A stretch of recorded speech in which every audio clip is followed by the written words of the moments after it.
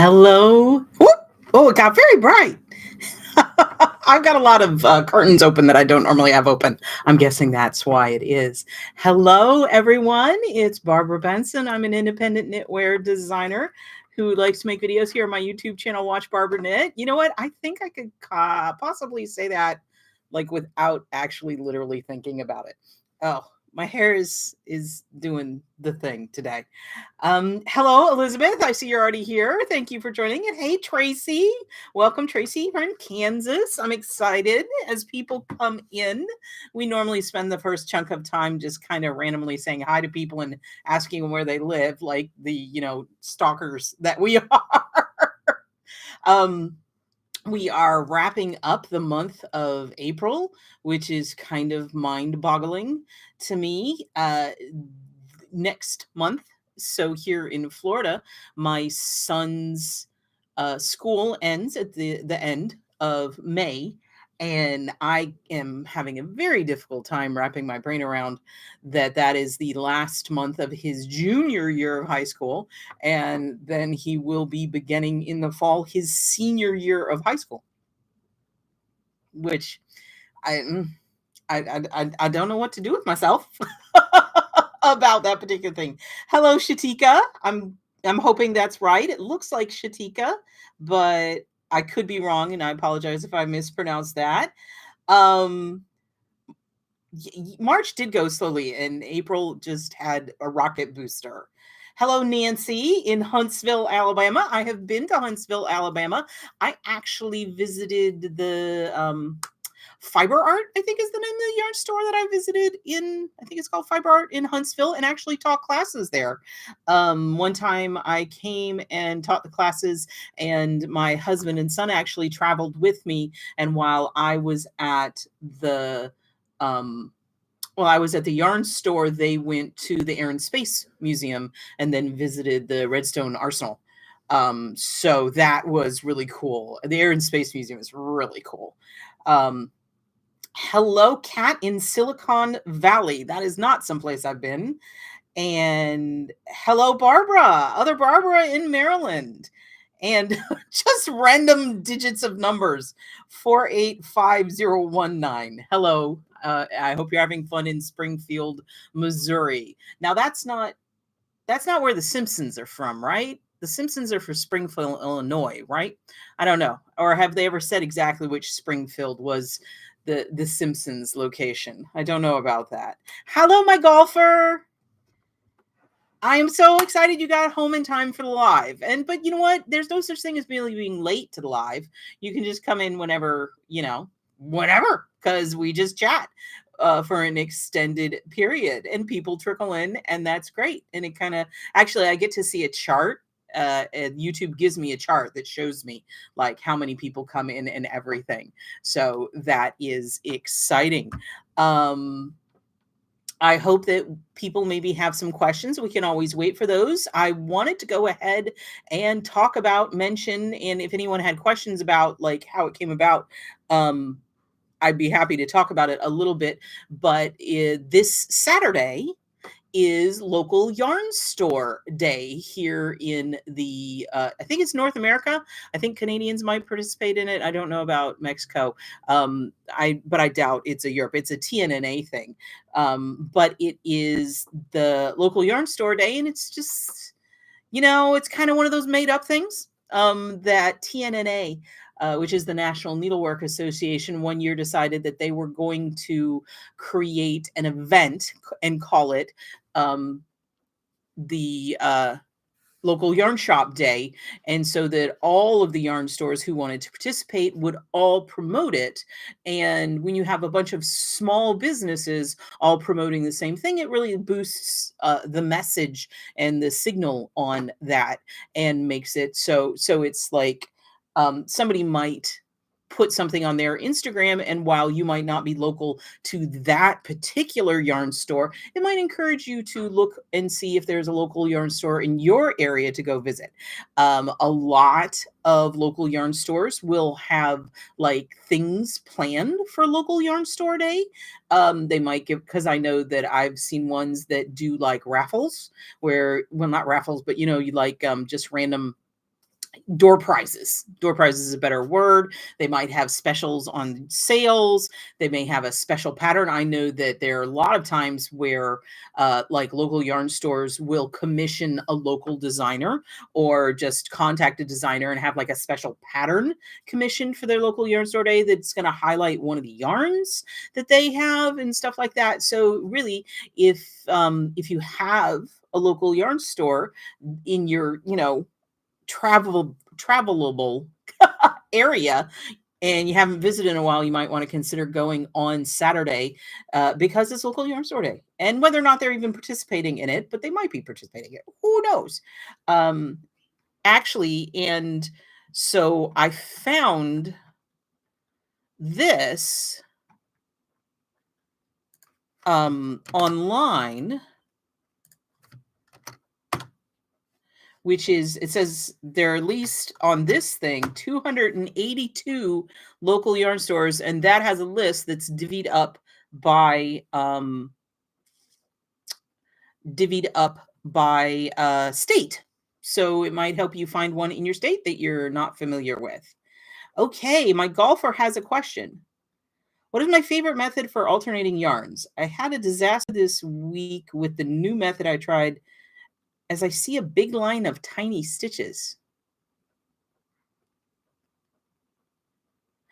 Oh, Elizabeth. So this is actually your local yarn crawl and local yarn store day is during the local. That is fantastic. That is excellent timing. Um, so I think my golfer LPGA, I need a little bit more information on this question. Um, a, a big line of tiny stitches. That's I don't I so the way that I will alternate a yarn, um, I guess what are we attempting to accomplish? Are we trying to alternate yarns for blending of hand-dyed yarns? Are we trying to make a fade? What are we trying to do? Because if we're just alternating yarns for like trying to blend together um like a variegated yarn or a hand-dyed yarn, it's just striping. So you would just knit 2 rows in one ball and 2 rows in the other ball, and it's exactly like you're knitting stripes. It's just you're using 2 balls of the same color, and that will blend it in, is typically, if you're gonna do it the whole way. If the yarns are close in color to each other, you can just do the alternating like at the transition point. So you're knitting along and you get to the point where you feel like you have maybe 12 rows of yarn left. You can bring in your next ball and do 2 rows of the new ball and 2 rows of the old ball until you run out of old ball, and that will blend it in just at that transition point. Now, if they're really different, that's not going to work, but most of the time when I've needed to alternate, like for hand-dyed yarns, I've been able to just do it at that transition point as opposed to the entire thing. Now, other things you got to think about when you're doing that is if you're doing like a garment, and you're trying to blend like that, you got to consider what you want to do, because anything you do on the body, you're going to have to do on the arms too, because you don't want the arms to be like a completely different color, and it gets a little complicated. Um, okay, Paula LaFontaine, what kind of join do you like? Okay, so Paula, I don't join the way that you are referring. I have not found knots. I have the Russian join. The only join I have really ever used is if I am working with 100% non-superwash wool, I have spit spliced. I will spit splice a yarn. But otherwise, all I do is when I'm coming to the end of a ball, I leave like 6 to 8 inches of yarn that I'm gonna weave in, and I just literally knit that last stitch, leave those 6 inches, and then start with the next ball. And again, leave 6 to 8 inches, just to keep it behaving. I will loosely tie, and I don't tie it in a knot. I tie it into like a single bow that can be easily undone. So I'll tie those two ends together so they don't misbehave. But it's just one stitch will be the last stitch of the one ball, and the next stitch will be the first stitch from that next ball of yarn. And then when all is said is done, I weave in the ends the same way I weave in ends all the way. That's why I leave in the 6 to 8 inches so that you can weave in those ends. I don't join yarn because I have not found a single one that I had enough faith in, except for spit slicing of 100% wool, because you can just, I mean, it just felts it. And you can only do that on certain weights. Like if you try to do that on a heavier yarn, it's going to get up with this weird bulkiness, but it can be done. Okay, I hope that answered your question, Paula. And I'm going to check and see if there were any additional. Oh, yay! Okay, Tracy. Hey, at least one person didn't know it was local yarn store day, so I did it.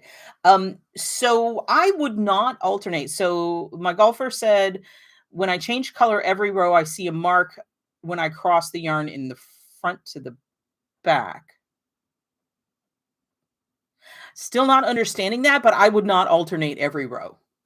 Um, I would not alternate every row because then you can end up getting like really weird striping effects. I do 2 rows, and again, it's going to depend on the hand-dyed yarn. I changed color in every row. I see a mark when I cross the yarn from the front to the back.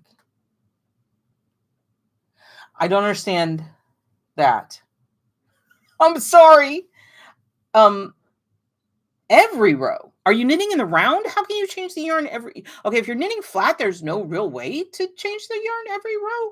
So you've got to be knitting in the round, but then front to back. You're very confusing me. This is one of the problems with the internet, because I'm pretty sure if I could just physically look at what you're doing and you can show me what you're doing, I'd be like, oh, here's the piece of advice I can give you. But I'm trying to mentally put together what you're doing. It makes my brain hurt.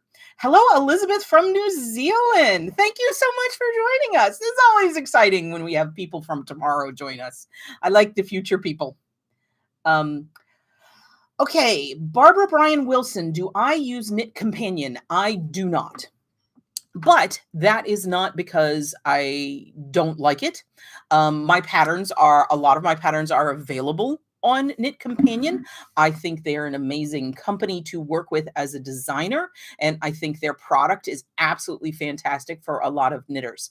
I do not use Knit Companion because I only am knitting things that I'm in the process of designing, and therefore there's no PDF for me to put into Knit Companion because I'm not following a pattern. I'm writing it, and my patterns end up in 16 different iterations with their bleeding notes, and they may or may not be right, and they have like question marks in them, like this one.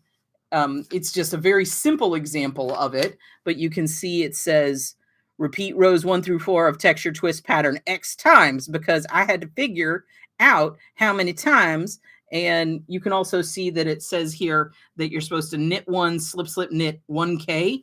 That's not 1,000. That's a typo. So I end up with these. I've never had the time. I've never really had the time to invest in learning how to use Knit Companion because I never knit from a pattern. I'm always writing it.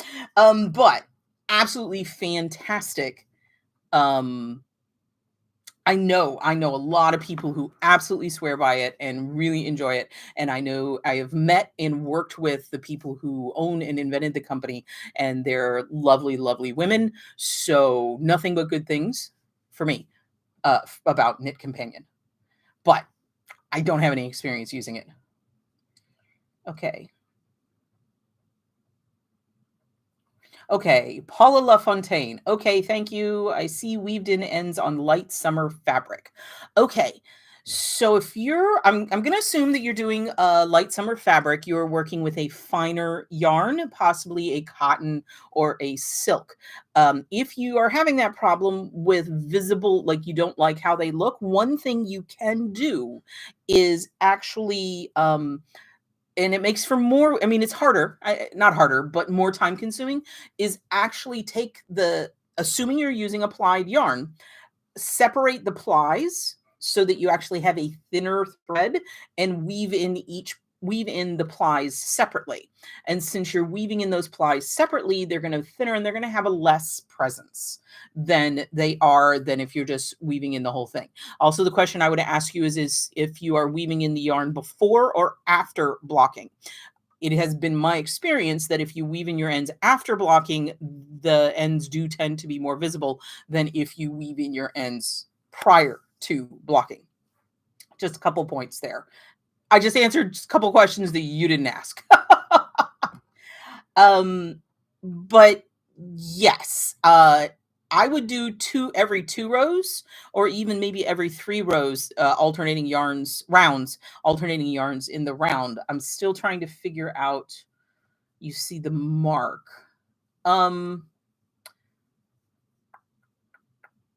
I don't know. Try doing it in not just every row, and do it a little bit less, and maybe that'll solve your problem.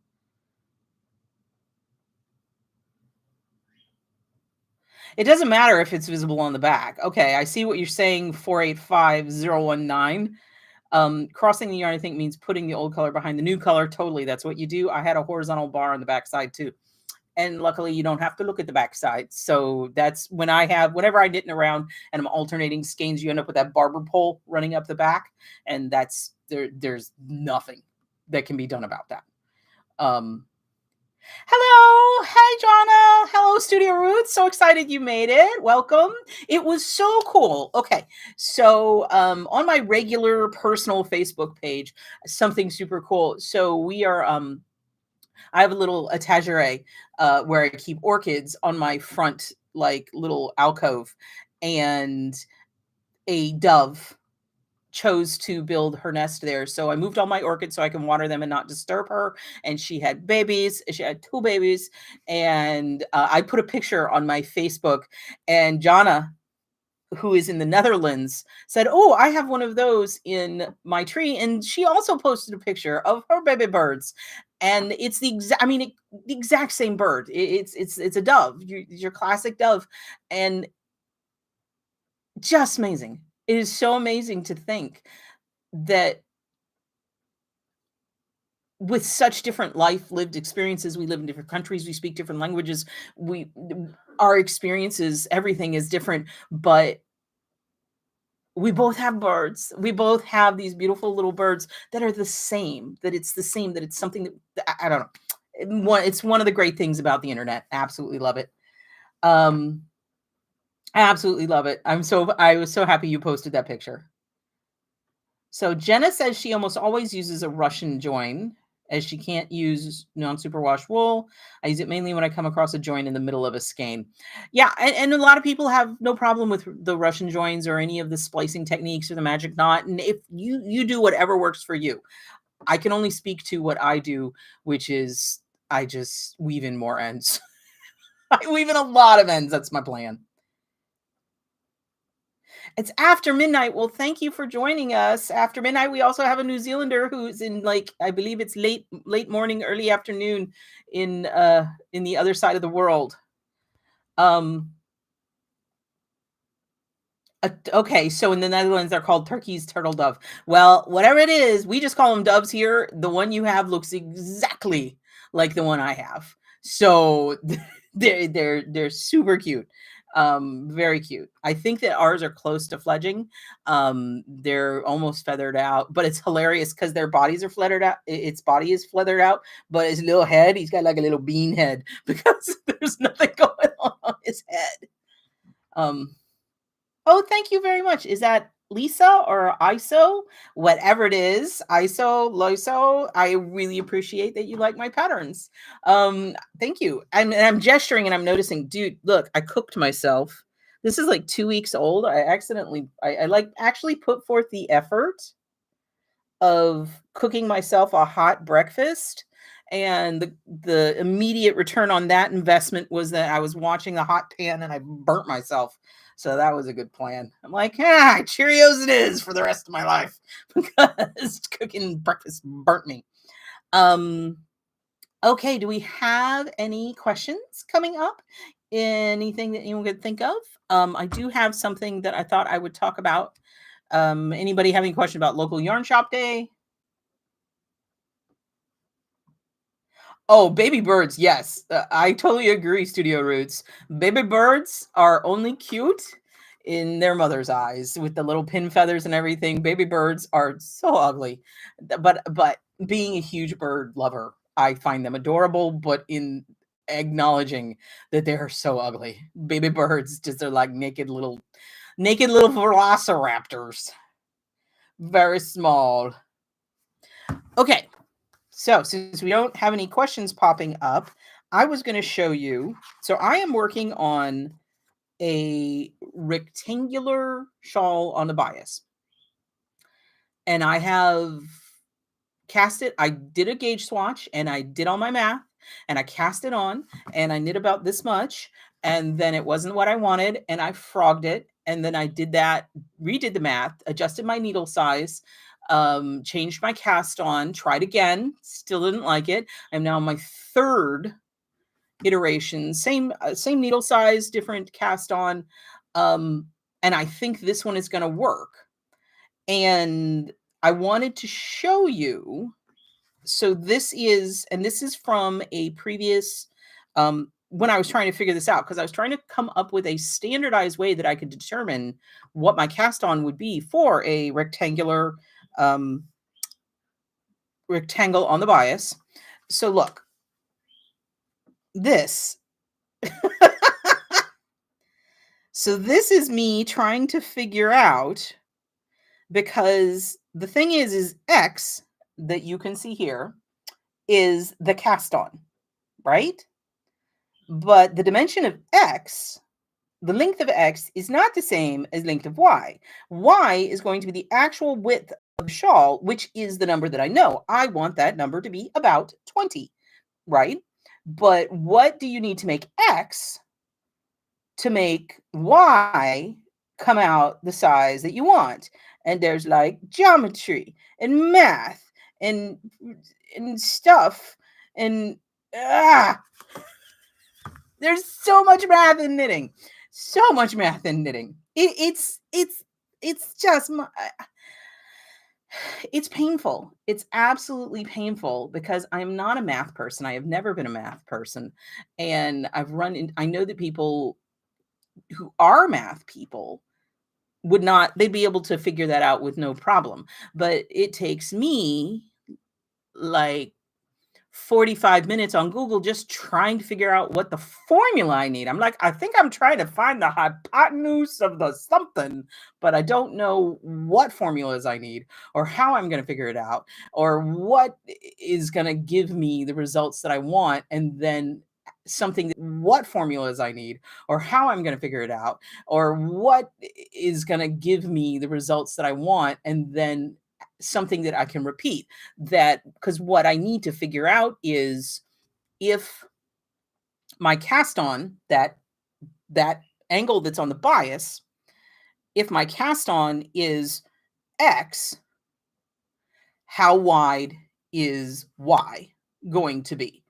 Because what I will do is I'll make a swatch and I'll figure out how many stitches per inch and then how many and then I have that inch number, and so I need to figure out how many inches I need here to get the number of inches I want here. And it's just like beating my head against the wall. See, and some people might get it just fine. I do not. Yeah, yes, Studio Roots. You're not knitting at the moment. You have to grow all your dye plants from seeds. So you're starting, and you're kind of in that kind of sheep to shawl area where since you start with the plants that you then use to dye, and I believe you dye non-wool fibers, and then you can knit. See, and that's just like that's doing it the hard way. But it is amazing that we have people in our community that do things like that. I think it's very, very cool. Tracy Lowe, now I know why I don't design. Not everything is like that. not everything is like that, but trying to figure out. But then I know, I have at least one friend, one colleague, who the way they figure out how much yarn they're going to need is they make a swatch, and they know how many grams of yarn are in that swatch, and they figure out the area, like the square inches of that swatch, and then they figure out the area of the garment, and they figure out the math that way. And I'm like, I'm not, no. I would not be able to do that. I can't figure out the area of a sweater. I can't even figure out the area of a shawl. And it's there's so many different ways. And I actually had a comment from someone on one of the videos saying that they wished I would teach a design class, if I'd ever considered like a design class. And the way I approach design is so having had conversations at like industry events with other designers and listening to how they go about their design process, and thinking about how I go about my design process. Mine is kind of sideways, um, from everybody else's. It's like, you have that XY axis, but sometimes they draw that one on the diagonal through the middle. I'm like on the diagonal through the middle as far as I'm like off, because my brain does not work the way that other people's brains work, I guess. Send it to my son's math class and see if he can figure it out. You know what? I think he's taking calculus. I think that's more geometry though. Um, Robin, I don't know how long to make a sweater I'm designing. I do not design sweaters. Thank you for asking, because unfortunately my answer for this is always I don't design sweaters. But let me look up. So here, I'm going to show you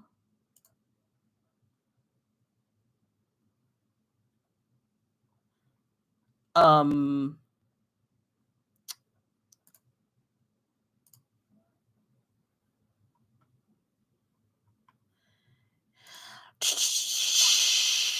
here is the standard women's sizing charts. Hello, Mariposa, welcome. So that's the standard. Are the women's size charts from the Craft Yarn Council, which might, I don't know if that's going to have the information that you need. It's the unfortunate answer is you make it long enough to like that you want it, how it's going to fit. But if you are making it for someone else, that Craft Yarn Council standards might help you. Okay, Tracy Lowe, making an Afghan with a solid and variegated yarn held together. Any stitch suggestions? Hmm.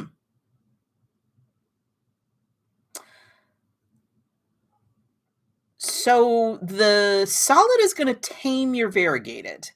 It just depends on how complicated you want to make it. I mean, you could do anything. This is where a stitch dictionary is going to bring you a lot of joy. Um, Trying to look, I have a bunch, but like here's, oh no, well, I'll deal with it. So like here's one, Knit Stitch Pattern Handbook by and it's got so many stitches in it. Uh, you know what? Anything is gonna work fairly okay. You don't want to get anything too particularly lacy, but something like this would be a lot of work. But something like that would be really cool. Something that's got a lot of movement to it is going to move around your that's a fun stitch. I don't even know what it is. But that's an interesting and fun texture that might see. And that's the thing. If you have a library handy, libraries usually have stitch dictionaries, and simply going into the stitch dictionary and like going into the library and looking at a stitch dictionary, you might find something like that's actually a really cool stitch. And that's just knits and purls. That would make a nice blanket, actually. This is what I do when that would make a nice blanket, actually. This is what I do when I start designing. I'm like, okay, I want to make an X. Let's start looking through stitch dictionaries and determine um, what is speaking to me at the moment. Um, that is, I mean, that's just like an all over waffly kind of situation.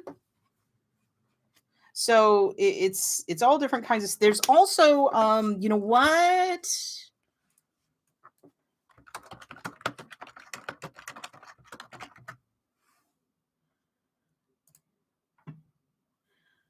Here is an online stitch dictionary. Hello, Ikachu in Stockholm. That is super exciting. Okay, so that is Knitting Fool, and actually one of the cool things about Knitting Fool is you can search by like just the name of the stitch, or the really cool thing is that you can search by the stitch count. So you're like, I want something that's like 4 stitches wide, and you can search by that, and then you can search by appearance, and they have it broken down into cables, lace, and things like that. Hello, Mark, the bass player. Thank you for coming. Um, so okay, Studio Roots, you do sheep wool as well. I just have mostly seen you doing the linens and the really pretty, but I think maybe I just pay attention to that more because it's less usual for people to do it. Okay. Okay, LPGA. If I'm in a hurry to dry a blocked garment, can I speed up the process by using a hair dryer? I mean, if you have it on low, maybe. I will say that I have blocked something out and put a box fan, one of those big freestanding box fans, like next to it and like pointed so it was blowing over it to increase the drying speed. Actually, I dropped something and I got to pick it up. It's driving me crazy. I knocked my scale off and it was driving me crazy it being on the ground. um, So, putting something under I've put something under a ceiling fan. I've put actually multiple box fans, and so it's just increasing thing. But taking a hairdryer and like pointing directly at it, I think you're going to get really close to like heat blocking it, and that can cause it. If you haven't experimented on your swatch, I would be a little, and the amount of time you would sit there with it would be a very long time. I If it's a small item, I've actually seen people put things in like the oven. But again, that's hot, and I don't know about that. But yeah, box fans or like the oscillating fans like pointed at it might accelerate the process. Hello, Arnetta. I'm glad to see you. A good whoopee. Well, yes, a good whoopee would work for variegated held together. It depends on the weight of the yarn, but if it's heavier yarn, you just go up. I've been running into some Elizabeth, I'm glad you like a good whoopee. I've been running into a little bit of issue with a good whoopee because people really like it and then they write me emails asking how they can make it bigger. And unfortunately, a good whoopee is like a good scarf that the way that it's delicately put together, even though it's a very, very simple to execute pattern, trying to change its size, it's like Jenga. If you pull one piece out, the whole thing falls apart. And so I have a lot of people are like, but I want a regular size baby blanket. I'm like, I'm so sorry. I can't help you with that. It'll take me an hour and a half of math to get that for you. And I don't know what your gauge is. So that is funny. Jenna, cropped sweaters are currently very popular, although as a plus size, a crop won't work for me. So I am a plus size person as well. And I will say that I have seen a lot of plus size women wearing the cropped sweaters over top of like a linen dress, like a for lack of a better word, like a sack dress, one of those dresses that's just like big that just hangs. And I think that is a super cute look. So you've got that cropped sweater and then you've just got the dress hanging out below it. And so it kind of gives it almost like an empire waisted effect. And I think it can be super cute like that. But whatever you like. Um so LPGA said she had great knitting books in your library. Excellent. I love the library. I hope you all love libraries. Libraries are amazing places. Um, okay, Tracy Lowe's gonna look at her Stitch dictionary. What is the blue Stitch name? Oh my goodness. Um, I'm sorry, I randomly flipped through things. So you might have to wait until we're done and then watch the rerun and pause it because I just blew through it. There's so many cool things in here though. This is my problem. I get distracted. I'm like, oh, that would be cool. That would be cool. That would be cool. I like that. Is this the blue Stitch? This is light blue, maybe purple. That one's called Paper Dolls. The thing is you can just randomly name things whatever you want. Like I make up stitches all the time, and I try to give them descriptive names to not imply that like it's an official name.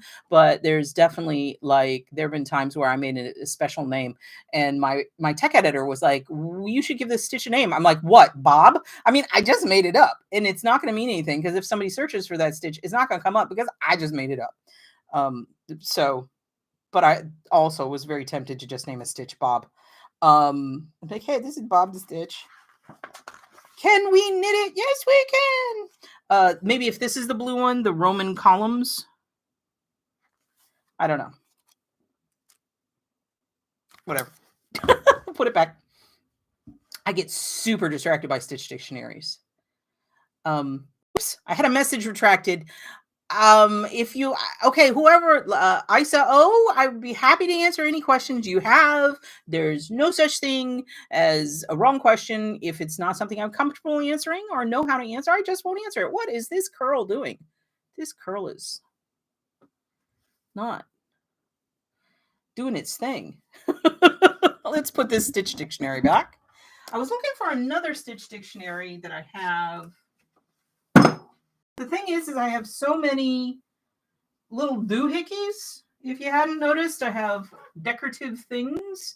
Those are all my Barbara Walkers. Where is that other dictionary? You know what? I don't know. I have so many little doohickeys and dudes and things. My mom got me this for Christmas. Uh-oh. I'm going to knock Riker over. It's one of those touch lights. I don't think I've charged it, so he's not going to light up. Nope, he did. So you can't really see it.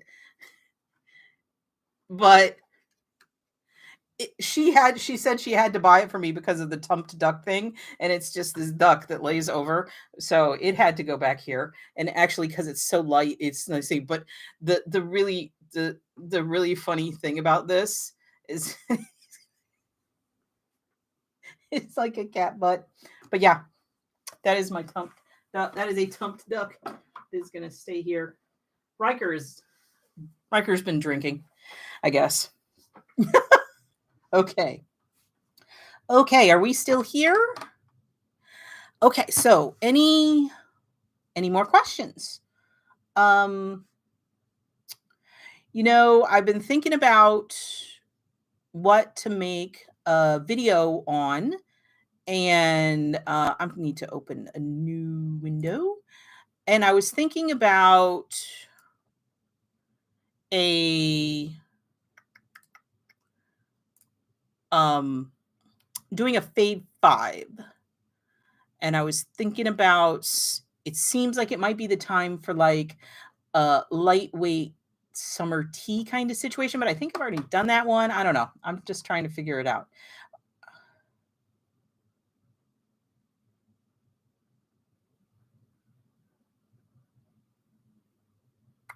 So the only Mark the bass player is asking for a stitch without purl bumps on the inside. And I know this is gonna the only stitch that doesn't have purl bumps on the inside is reverse stockinette. So as much as I hate to say it, it's just turn the sock inside out. Just knit a regular stockinette sock because it would be super annoying to knit a whole sock with purls. What you want on the inside is the knit stitch. So what you would want, so if your only problem, like if it's only an issue on the bottom of the foot, you could do reverse stockinette for the bottom of the foot, which means that as you're knitting it, you would purl it so that the knit side would be up against the bottom of the foot. If it's anything that's inside the sock, inside the shoe, but you still want a nice decorative sock, you would just have to have the whole thing. You would have to knit the whole thing either in reverse stockinette, which means you're going to have to purl the whole darn thing, or knit it and then turn it inside out. You could, if you wanted to do decorative stuff, you could knit the whole thing regular, turn it inside out and do a wrap and turn at the join, and then do your decorative outside for the column for the ankle. And then you would have a reverse stockinette foot with the decorative top. But the only stitch is going to have no purls on the inside is reverse stockinette. That gives you the knits on the inside. I don't know if that, I don't feel like that's helpful. I feel like that sounds like I'm being a smartass, and I'm really not, because it's the only thing that's all knits on the the only thing that's all knit on one side is stockinette, and the flip side of stockinette is reverse stockinette. But nobody wants to knit a whole sock in reverse stockinette because this is purling the whole sock, but turn it inside out. Can I block by putting on a hanger? I'm going to give that a big old no. If you are wet blocking, you very much, you need to, the problem is that once that fiber is wet, the gravity, it makes it heavier, and the gravity is going to distort your stitches. So you're supposed to be, once you've gotten it wet, and once you've gotten as much water out of it as possible, you're supposed to fully support it, and you don't want it dangling at all. Like, it needs to be like maybe in a towel or something, so you completely support it, and then you lay it flat. And that's why everything says lay flat to dry, because if you hang it on a hanger to dry, what's going to end up happening is the weight of the wet fabric is going to elongate everything, and all the stitches at the top are going to get long and distorted, and it's going to lengthen, and you're going to end up with the marks, like the shape of the hanger, like blocked into, like when you put that garment on, you'll be able to see the hanger. You'll be able to see what the hanger was doing. You'll have like little points. It'll be like you're in Star Trek or something. You've got like things. No, you very much have to lay flat to dry.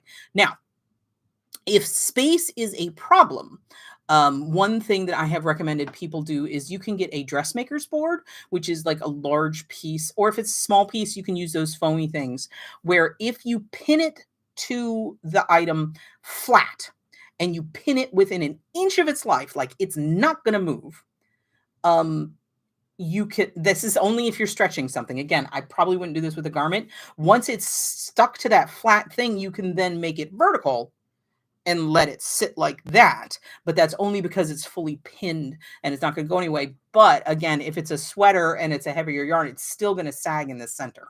You can vertically dry like shawls and lace and things that are stretched really taut, because nothing's going to go anywhere. But but for like a garment, I would not dry it anything other than flat. Why not I show some of the patterns from my beautiful books? I mean, I have my books. I don't have my, all the patterns are in boxes. All the yarn, all the sample pieces are in boxes right now. Yes, that's Studio Roots. I'll wear it inside out. That's the only reason you're gonna do this. Hello, Carla. Hi, Barbara. I was wondering for the pattern Rippus. I love the bottom portion. I was wondering how I would go about making a wrap of just that part. I think I don't know that you've been here the whole time and you didn't see my math example. So Rippus, Rippus was a very hard piece to design. Of all the pieces you could have asked about, Rippus is really, that is a rough one. I love the piece and I'm glad you like it. It was hard to design. And it was a difficult knit.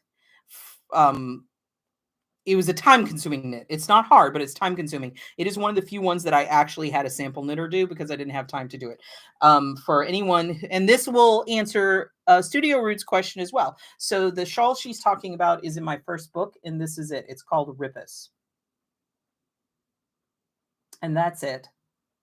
It's definitely one of the most mosaic-y lace ones I did.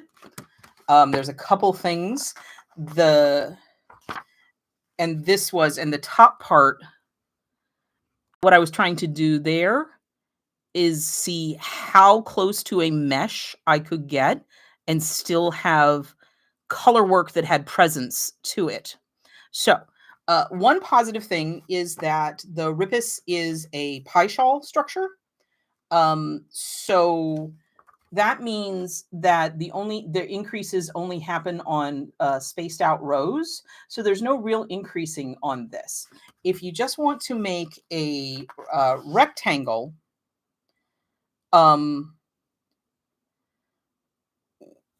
what you would do is you would use the big chart. This is the big chart. And you can see here, what you would need to do is count how wide the repeat is, which I have no idea what it is. 1, 2, 3, 4, 5, 6, 7, 8, 9, 10, 11, 12, 13, 14, 15, 16, 17, 18, 19, 20, 21, 22, 23, 24, 25, 26. So the repeat is 26. So essentially you would have to figure out how wide, how many repeats of this you want your, and we're assuming we're just making a rectangle wrap, how wide you want it to be. And you would cast on in increments of 26 plus your selvage, which is 1, 2, 3, 4, 5, 6, 7, 8, 9, 10, 11, 12, 13, 14, 15. So it's increments of 26 plus 15. So your options as far as stitch count go is, okay, so I said 15 plus 26. So 41, 67, 93, 119, 145. And it's getting pretty big unless you wanted to do it horizontally. And you're just going to have to kind of swatch. And what you just have to do is leave off. Okay, but you see here it starts on a blue row and ends on a blue row.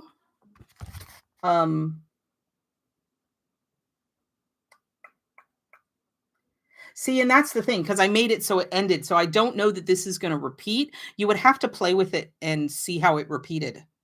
I'd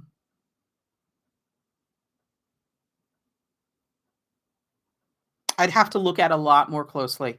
Because again, this is just essentially redesigning it. It's not really made to be easily modifiable. I'm sorry.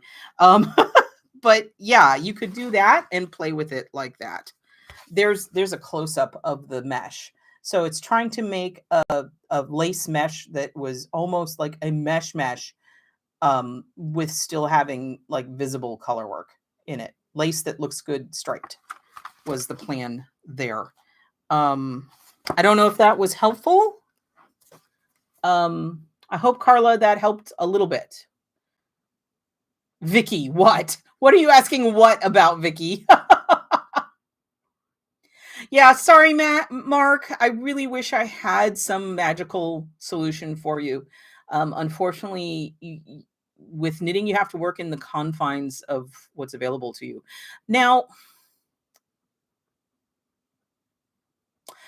you might want to look into like a corrugated ribbing, because it might be squishy enough that it doesn't bother her. And what that would be is like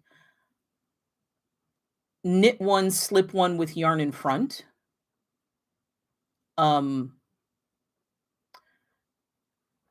So it'd be, especially if you're working in the round, so that'd be like knit one, slip one with yarn in front, knit one, slip one with yarn, and then on the next row, it will be slip one with yarn in back, purl one, slip one in yarn and back, purl one, slip one in yarn and back, purl one. And what that would give you is something that's actually stockinette on both sides, I believe. I don't know if you saw my eyes roll back in my head while I was trying to math that one out in my head. So yeah, so if your repeat would be, okay, you're working the round, so it'd be knit one, slip one with yarn in front. Hang on. Knit one, slip one with yarn in front, and then round two would be slip one with yarn in back, purl one. Okay. That should work in the round because it'd be knit one and then slip one. That should work. You might want to play with that because I think that'll give you something that sort of presents as stockinette on both sides. It's essentially double knitting at that point. And double knitting will get you to stockinette on both sides. You might want to research, maybe there are double knit socks out there already. And that might, now that I'm thinking about, you know what? It's just, you gotta keep on thinking. And sometimes you gotta like think about something and then let it settle for a minute, and then your brain will give you something when you're not actively thinking about it. That might help.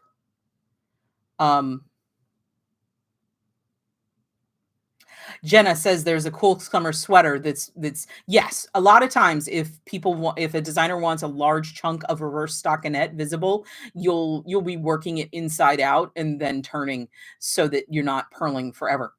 Interestingly enough, though, the Peruvian style of knitting, Peruvian knitting, the knitting where it's the Portuguese style, the one where you do it, it's easier to purl than it is to knit. I think it's Portuguese. I don't know. I'm trying to remember. There's a specific type of knitting. I don't know why my brain's not giving me the information right now. That it's actually the way the needles are held. You're flipping with your thumb, and it's actually easier to purl than it is to knit. And those people really like doing reverse stockinette. Yes. So Studio Roots, the jumper board thing that I think is similar to our dressmakers boards. And I was actually thinking about the Shetland, the way that they do the Shetland lace shawls in the big frames where it's stretched, but you got to be careful that nothing sags. Oh, thank you, LPGA. I'm glad you like that shawl. It's it was really, the whole shawl was designed to showcase that stitch pattern. And it's in a box in my room over there. Oh, that was your 8-year-old son, Vicky. I would love to know what he wanted to know about, because I am happy to talk knitting with 8-year-old sons. My son used to talk to me about knitting all the time. Portuguese, thank you. I kept saying, my brain was saying Peruvian. You know what? I know why my brain was saying Peruvian, because the other day, my husband and I were talking about all the different kinds of potatoes that Peruvians have and how jealous we were that there needs to be more potatoes, more variety in potatoes available to us, because my understanding is there's like over 100 different potato varieties that you can have. And there's no really good Peruvian restaurants where I live. There used to be one in Atlanta I really liked. And one of my favorite things is like you would order a dish and they would give you rice and French fries, because if it's a Peruvian restaurant, you must have potatoes with absolutely everything. It's just everything comes with potatoes. And that I love in Peruvian restaurants. They bring you those little crunchy corn things. It's like a special kind of corn, but it's like popcorn, but it's like the texture of popcorn, but it's still inside the kernel, and it's salty and crunchy, and it's them trying to get you to drink more beer kind of situation. Because I think almost every culture has like some sort of salty snack that they give you for free to try to get you to drink more beer. In Japan, it's edamame. And actually, when I had a big old garden, I actually ordered and grew edamame, and the varietal that I ordered, they had like a whole page of varietals, and the varietal I ordered of edamame was specifically, only reason I ordered it is because it was called Beer Friend, like the name of the actual plant was Beer Friend. And I'm like, I need to grow Beer Friend. This is something I need in my life because I just thought it was funny. I grew both soybeans and peanuts that year. And it was really interesting to see their growth patterns and how they worked because they're very different creatures. But both things are very, very easy to grow in the state of Georgia because we got a lot of soybeans and we got a lot of peanuts. Okay. So we're coming up on an hour. And I just opened up this window. We have our progress reports available to us. Oh, I got a notification from YouTube that says that Watch Barbara Knits live. That was very helpful of them. I really appreciate that. Did anybody else get their notifications? Dun, dun, dun, dun, dun. Okay. See if there's any question. I'm checking Watch Barbara Knit the Facebook to see if there's any questions, and there does not appear to be. So is everybody there? Did I go like lose my sound again? I asked my son, and we could never figure out why YouTube mysteriously decided that I no longer needed to make noise. Maybe I talk too much. Yay! Okay, so you guys did get notifications. That is good. That is fantastic. I don't know why YouTube sometimes decides to do it and sometimes decides not to do it. You know what? I am still simply working on the same design, Elizabeth, but I think I showed you the one I showed you last week was frogged, and I have gotten further than I actually cut the first color. So I actually cut, and actually you can see here, see that? That is how much yarn I left to weave in. This is how much I weave in. This is at the bottom. This is how much I weave in. Now, do I weave all of that in? No, I don't end up weaving it all in, but I leave it and it's available. So I got further. I'm ready to start the next color, which I haven't balled up yet, which is why I stopped. So we have gotten further. So we've got the lace at the bottom and then this texture. And this is a texture from a Stitch Dictionary. I didn't even do anything to it. I just liked it. And I'm trying to find an angle that you can see it. And this is just a simple texture. I'm not really trying for it to be super, super visible or anything. It's just an overall texture that isn't garter because I find garter very tedious to knit. So I just like something that's super simple, but also has a certain level of interest to it. And pretty much this is the whole shawl. These are the only two stitches in the shawl. We've got the lace, the mosaic lace stitch, and then this twisted stitch. And that is all that's happening in this shawl. It's really hopefully going to be a really straightforward knit. The pattern is going to be long because I'm going to write the whole thing out. And what I mean by that is I'm not going to put, because essentially it's the mosaic lace stitch and then the twisted stitch. And then it's going to be the mosaic lace stitch, but in different colors. And I'm not going to say, just repeat this mosaic lace stitch substituting in these colors. I'm going to write it out so that people can just easily follow along. And then when I get to the stitch, I might, for the twisted stitch, say, just repeat section blank, in color this, because there's no real difference between, but I'm going to write out the color changes because there's 6 colors and the color changes are kind of complicated. That is the only thing that's complicated about this particular pattern. So I'm probably going to do it that way. And so realistically, I could probably keep this pattern to 2 pages. But that would mean you were going to have to be doing a lot of going back and actually trying to remember what colors to put in where. Whereas, you know what? It's a PDF. People can print it out or not print it out. I'm going to spell it out and have it rewritten multiple times just so you can go along with it, just for ease and comfort of knitting. because why not? I can just rewrite it. I mean, really, it's almost just copy paste. So I'm not gonna.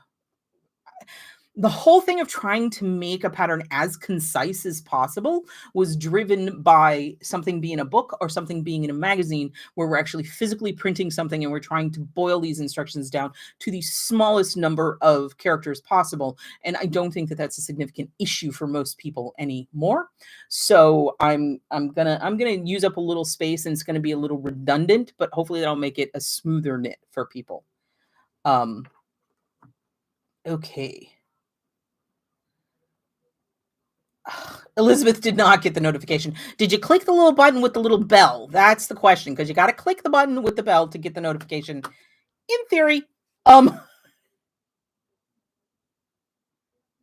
Oh, Jenny, you used a variegated yarn for the center of your second confundo. Yes, that is going to make it look very different, and I'm so glad you liked it.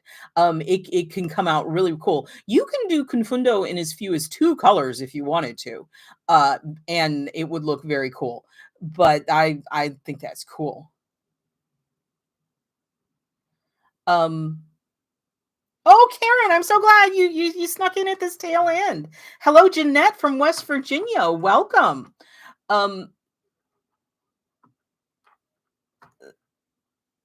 Okay, I think that we got a typo there, Studio Roots. The something does not work for. Oh, the bell. Okay, the bell does not work for me. I'm sorry. I can't. YouTube's annoying. So Jeanette, I'm just going to tell you this. Yeah, I see. So Jeanette, completely irrelevant to knitting. My son, in kindergarten, the kindergarten, the elementary school he went to was the Livesey Leopards. And when he was in kindergarten, he had just started the elementary school. I was at IKEA, and IKEA had a stuffed leopard, and I mean a big stuffed leopard. And it's IKEA; it costs like $12. So I'm like, hey, he can have that for Christmas, because I was shopping for Christmas. So I grabbed it, and it was the very first stuffed animal that he ever had any sort of attachment to. And by that, I mean he still has it. Okay, and it goes absolutely everywhere. It went to Switzerland with us, and one of the little girls I'm like, well, when he got it, he was never much on naming things. And I'm like, when he got it, I'm like, you need to name it. And he named the leopard Virginia, because there was a little girl in his class named Virginia. Okay. Virginia is well loved. I have had to do surgery on Virginia, open her up, pull all the stuffing out, and put new stuffing in multiple times. Multiple times. I've had to scrape. He would put Band-Aids on her, and I would have to take the Band-Aids off. She's kind of matted down. She's one of those well-loved stuffed animals. But since it's IKEA doesn't really keep things in stock. They have things that are seasonal that come and go. And hello, Elizabeth. Oh, hello, Pamela in Indonesia. That's so exciting. So a couple years ago, we were talking about Virginia. I'm like, Virginia, you might need to quit sleeping with Virginia, because she's going to disintegrate and we can't replace her. And he's like, but I really don't want to. So for some unknown reason, I decided to just go on IKEA's website and look, and lo and behold, they had the leopard again. And I had checked multiple times over the years, and they never had the leopard. So I ordered it. I'm like, would you be good to have emergency backup, Virginia? Okay. And he's like, sure. Now, mind you, my son is 17, okay? Just so you know. And so the new Virginia came in the mail, and it does look slightly different, and he's fine with it. And I'm like, okay, great. Now we can retire Virginia, and he can sleep with the new one. No, now he sleeps with both of them. And I'm like, so what are we going to name this new leopard? And the reason why I'm telling you this whole story is the new leopard's name is West Virginia. We have 2 leopard stuffed animals. One is named Virginia, and the other one's named West Virginia. So there you go. And you can tell them apart. So that's a story special for you, Jeanette. I hope you find it as amusing as I do, because I'm like, why did you? He also has this stuffed Akita dog whose name is Crouton. So his naming conventions have gotten very, very creative over the years. Oh, excellent, Mary Post. I'm glad you got the things. So Pamela, I'm excited that you are in Indonesia. And I don't know how long you've been following me or if you follow me on Instagram, but I was actually recently in Indonesia. And it was an absolutely amazing place. And I at least had one person comment on my Instagram when I posted a picture when I was in Lombok who said that they were from Indonesia and they were going to be vacationing in Lombok. And I just thought it was absolutely amazing that this internet, this YouTube and knitting can bring people together. That I was actually in Indonesia posting something on my Instagram, and there was someone else in Indonesia looking at my Instagram. It was just mind-boggling, absolutely mind-boggling to me, but absolutely amazing. So, um, back up Barney for the niece. You got to have it. Okay, is there a way to add? Okay, Eugenia has a question. Is there a way to add 3 plain yarns to a baby blanket that is made with variegated yarn to imitate the variegated? I mean, if you wanted to do like random Fair Isle, I guess you could. I don't know that Fair Isle is a very common technique that people utilize for baby blankets because all the floats on the back can catch on little baby fingers. But it is possible. I don't know of any particular way. Most of the time, if you're working on with multiple solid colors, what you're going to be doing is like color blocking or something like that. I do not know of any way to really imitate the variegated because very dyed variegated yarn is really random. I'm sorry. I wish I had a better answer, Eugenia. Hello, Rosandra. Um, I'm trying to think. I'll think about that some more, but I don't know. I mean, Fair Isle is typically done in patterns, so you could use stranded knitting but I don't know if there's any such thing as random stranded knit. I mean, you can try it. You just would need to. I can't. I'm not very good at stranded knitting, so it's kind of entrelac, maybe, and that's getting really complicated. I don't like entrelac. I mean, I love the way entrelac looks. I do not like executing entrelac. Entrelac is not on my list of things that I find pleasant to do. And that's just personal preferences.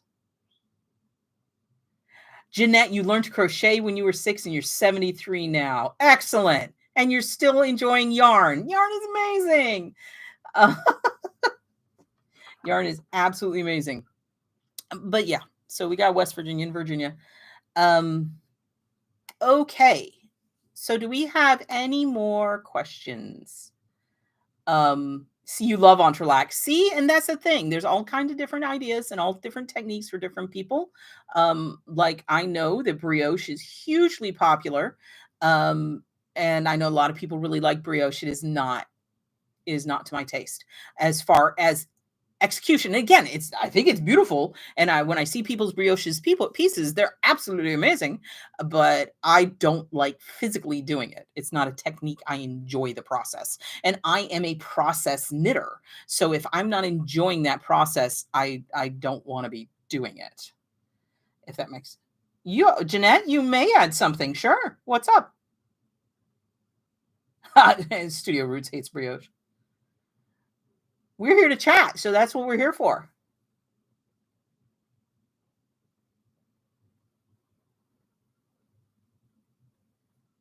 Well, Pamela, I'm so glad you did join us. And it's tomorrow. We also have another lady in here. I don't know if she's still here, but from New Zealand. And it's so fun when people are in like the next day. That is absolutely fun for me. I don't knit other people's patterns. I don't. And that's not for lack of wanting. Let me tell you something, though. Saying that I don't knit other people's patterns, but you know what I do? I do buy other people's patterns. I buy other people's patterns if they have something in it that intrigues me. By looking at the pictures, I can't quite wrap my brain around how they've executed it. So I buy them to read the pattern and learn what their technique is. And sometimes I buy patterns simply because I want to put in my vote to that designer and say, yes, design more of these things. I think this piece is beautiful and I am buying this because I want you to know that I think this piece is beautiful. It's, even if I can look at it and pretty much suss out how it would, if I wanted to, I could figure out how to knit it. It doesn't matter. It's that I want, ooh, that's a big long thing going on there. I want, it's a vote.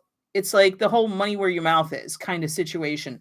Um, just because I don't have the time to knit other people's patterns doesn't mean that I don't want to support other indie designers and other artists in the community. Like, I buy yarn. I buy yarn that I literally know I will probably never knit with, but I buy it because I want to support that artisan, and I want to make sure that that stays in our knitting community, in our industry, and that kind of creativity is fostered and applauded.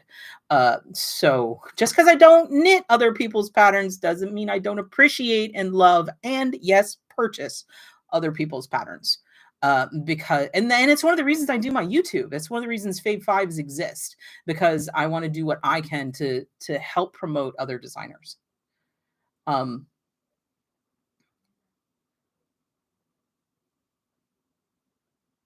oh yeah, Jeanette. Jeanette does have a good point. 3 plain yarns and a baby blanket, you're gonna get into tangling. That managing multiple yarns in, whether it's intarsia or whether you're doing intarsia or color blocking or striping, is a pain. I will not disagree with you there.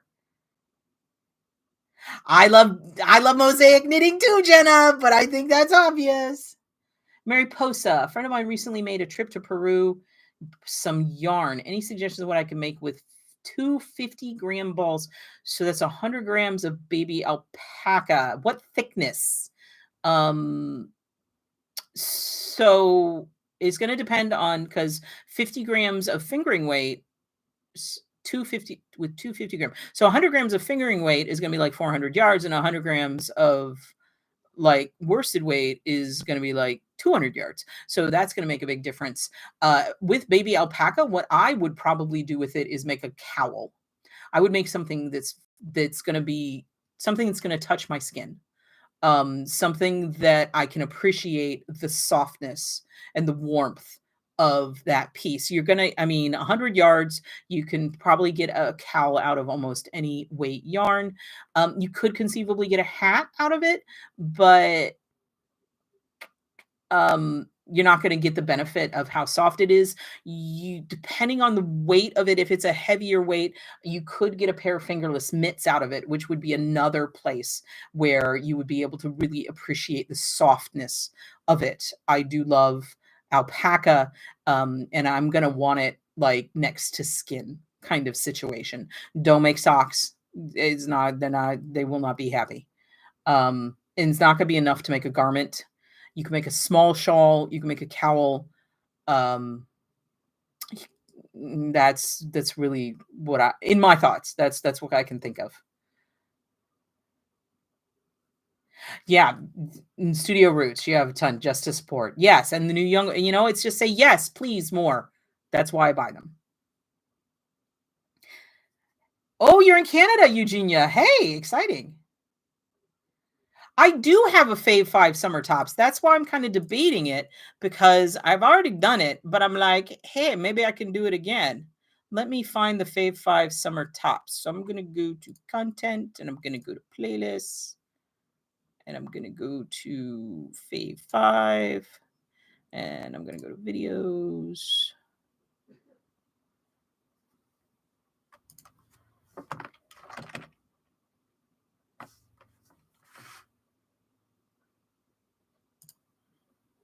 Here is,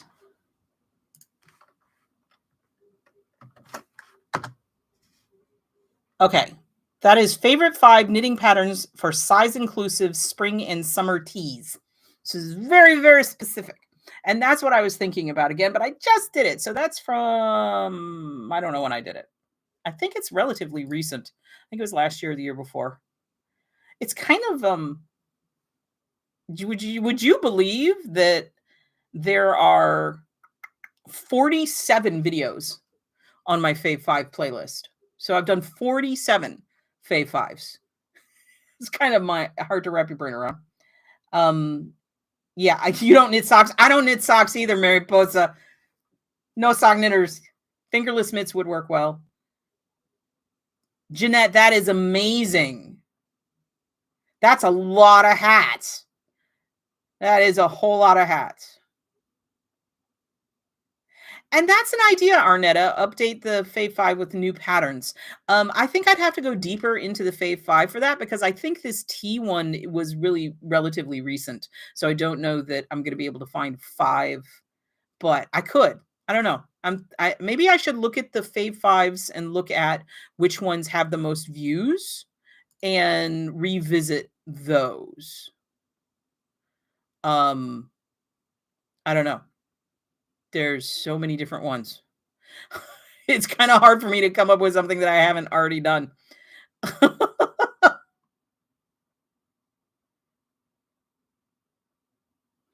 Hey, you know what, Mark? All kinds of people love socks.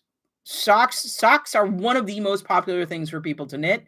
And I wish I liked to knit socks. I wish I liked to design socks. There was one year that I'm like, this is my year of socks. This is the year. And I got on this very platform, YouTube, and I said, this is the year of socks. This is the year that I'm going to learn how to, and I was like, I'm going to knit a pair of socks every month. I'm going to have 12 pairs of socks and I'm going to learn to love socks. I knit one sock in January and then December rolled around. I was like, I should probably knit the other sock.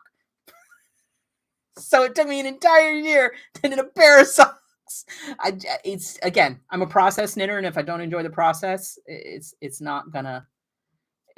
My biggest issue with that is I don't like knitting the same socks. I don't like knitting the same thing twice.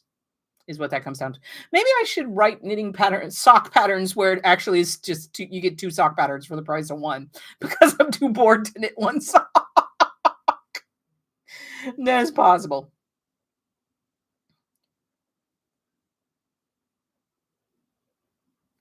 Carla, you've seen all the Fave 5s? Thank you. That's a lot of watching me. I don't know if I could watch that much of me. I don't do socks. I don't wear socks. I'm in Florida. Socks are not really high on my wardrobe staple. You know, I do know, Tanya, that you can knit 2 socks at a time. I still don't like knitting socks. I don't like the heel. I don't like the toe. I just don't like it. And I'm sorry. It's allowed, but I'm not saying the socks are bad, and I'm not saying the people who like socks are bad because more power to you. Second sock syndrome. That's why, dude, I have 2 patterns. I have second sock cowl 1 and second sock cowl 2 electric boogaloo. And there's probably actually Elizabeth has been asking, once I finish this new shawl, the next pattern will probably be second sock cowl 3. And it's probably going to be Revenge of the Stitch. So there we go. The second sock cowls, that's why they exist. 50 grams fingering weight yarn, and that is what I do. Eugenia, more power to you. If you continue to try, you can continue to try. They are tiny needles. You can knit. There are such things as a sport weight and DK weight sock patterns, so you can knit it on bigger needles if you want to. Okay, Studio Roots, you wear socks in my wooden shoes. Oh my goodness, that is amazing. And that they're klumpen that's like IKEA level naming. I mean, that is amazing. See, and Arnetta loves socks. See, you and Mark can hang out. Wow, I'm glad you got everything locked up. Miss Jeanette. Okay. So, Pamela, the only pair of socks that I finished was the ones I knit as a test knitter. Almost quit. You know what? I would have been serious. So she had to knit 2. I would have been seriously tempted to take like the picture of the sock and then flip it over and take another picture of it, like Photoshop it together to make it look like I knit 2 socks. Like this, just these are totally 2 different socks. 100% 2 different socks. But I would never test knit socks because I know I won't finish them. It's just actually the first thing I ever knit was a sock, and the person who was trying to teach me how to knit had me knitting the sock on DPNs, and they were teaching me English, which I struggled with. And I knit one sock, and then I decided knitting was not for me, and I quit knitting for 5 years. So that's how much socks have done for me. Like, no, knitting's not for me. But then I found circular needles and continental style knitting and non-sock projects, and things went well. And after I'd been knitting for about a year, I decided, and I knit that second sock. So they did get done. And then there was someone who was leaving my knitting group, and I gifted the socks because I never wanted to see them again in my life, because she was moving like far away. Okay, so I think it's time to wrap things up. I really appreciate all of you who joined me today. We had a lot of fun. We strangely did not talk about needles at all. I don't know what's going on. I think that this is the very first live that we didn't have at least a minor discussion about needles. So that was interesting. And but we had a lot of fun, only small tangents. I appreciate everyone, and I love seeing so many people that I recognize your names. And please know that I do recognize your names. And all of the new people, super excited to have you joining us. I hope you can join us again. We'll be back next month. It'll be the last Thursday of the month. Let's see what date that's going to be. I'm going to look at my thing and go into May. Looks like it's going to be May 30th. So we're looking at May 30th for our next live. And, if you come up with any thoughts or questions or things like that, if you're not in the Watch Barbara Knit Facebook group, I really encourage you to join that, because I would love to see who was it that was working on the blanket with the variegated held with the sock? With the solid, I mean, these things that we talk about that you guys are asking about. The reason why we started the Facebook group in the first place is so that we could share pictures, is really what it was. And I would love to see the blanket. I would love to see if you can manage to work on a rippus that's in a different shape. I'd love to see your inside out socks, Mark. It's just all kinds of fun. So if you're not in the one, monumental to say to start a ruckus, it's supposed to be there. We can yammer just as much as we're yammering here. Do I have a site? Are you like a website? I do have a website. Oh,